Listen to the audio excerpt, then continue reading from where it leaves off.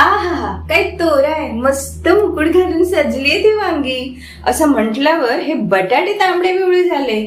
त्यानंतर टोमॅटो कसे मागे राहत आहेत, त्यांनीही आपला खरा रंग दाखवलाच. मग कांद्यानेही रडवलं, बस बस अजून नाही सहन होणार, ह्याचा मुकुट मी छाटूनच टाकणार असं ठरवलं. आणि आई ग, काटाच रुतला हातामध्ये.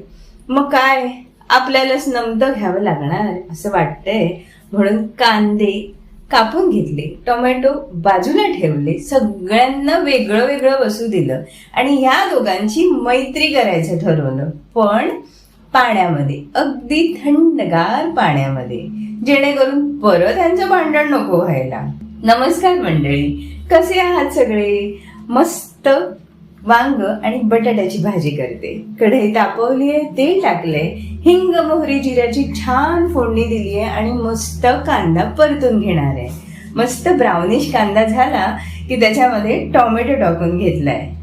टोमॅटोलाही थोडं नरम होऊ द्यायचंय आणि त्याच्यामध्ये आलं, लसूण आणि थोडीशी बारीक चिरलेली कोथिंबीर, बस सगळं परतून घ्यायचंय आणि थोडा वेळ शिजवण्यासाठी झाकण ठेवलंय, अगदी टोमॅटो नरम होईपर्यंत.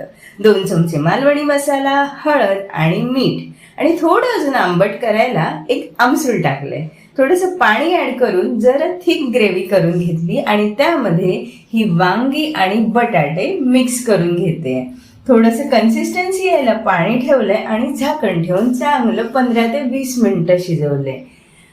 काय बघताय ना, सुंदर भाजी झालीये. वा, अगदी ज्वारीच्या भाकरी बरोबर, चपाती बरोबर खायला एकदम परफेक्ट. मस्त. व्हिडिओ आवडला असेल तर प्लीज लाईक करा. पुन्हा भेटूया, तोपर्यंत बाय.